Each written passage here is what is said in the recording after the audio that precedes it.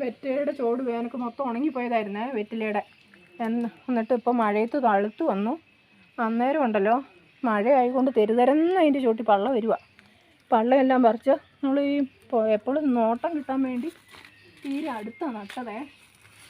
അന്നേരം പോയെന്ന് വിചാരിച്ച ചോടാട്ടോ. അതിൻ്റെ അടുത്തൊരു കോവലിൻ്റെ ചോടും കൊണ്ടുപോയി നട്ടു. കോവലും മഴ ആയതുകൊണ്ട് പിടിച്ചു കിട്ടുമോയെന്നറിയില്ല. അതിനിടയ്ക്ക് കുറുന്തോട്ടി എന്തെല്ലാം അല്ലേ. കുറുന്തോട്ടിയാണെങ്കിൽ ഇല്ലാണ്ടാവുക.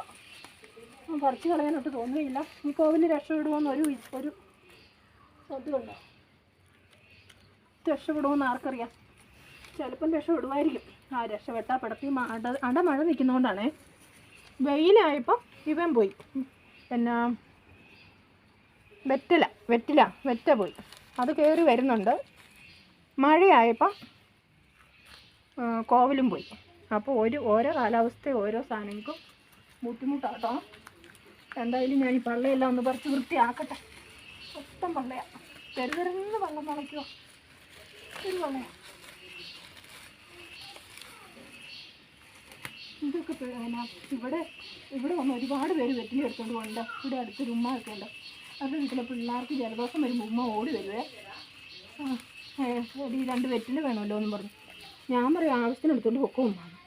എന്നിട്ട് ഉമ്മയോട് ഞാൻ ഒരു പ്രാവശ്യം ചോദിച്ചു, എന്തിനാ ഉമ്മ ഇടയ്ക്കിടയ്ക്ക് ഇങ്ങനെ വന്ന് വെറ്റില എടുക്കുന്നതെന്ന് ചോദിച്ചപ്പോൾ ഉമ്മ പറയടി, ഇത് കുഞ്ഞു പിള്ളേർക്കൊക്കെ അവിടെ 2-3 വയസ്സൊക്കെ ഉള്ള പിള്ളേരുണ്ടായിരുന്നു. അന്നേരം ഇത് ആ പിള്ളേർക്ക് എന്നും ജലദോഷം അടി വച്ചാൽ ഇതിൻ്റെ നീര് പിഴിഞ്ഞിട്ട് എങ്ങനെയാണ് കൊടുക്കണമെന്ന് ചോദിച്ചപ്പോഴാണ് പറഞ്ഞു, ഇത് വാട്ടി പിഴിഞ്ഞ നീര് കൽക്കണ്ടവും ചേർത്ത് കൊടുക്കും. അന്നേരം ചെറിയ പനിയും ജലദോഷമൊക്കെ മാറുമെന്ന് പറഞ്ഞു കേട്ടോ.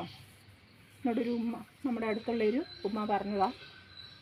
അങ്ങനെ ഇത് നമുക്കറിയത്തില്ലാത്ത പല ഗുണങ്ങളും ഈ വെറ്റിലയ്ക്ക് ഉണ്ടെന്നേ. നമുക്ക് എല്ലാ മരുന്നുകളുടെ ഒന്നും ഗുണങ്ങൾ അറിയില്ലല്ലോ.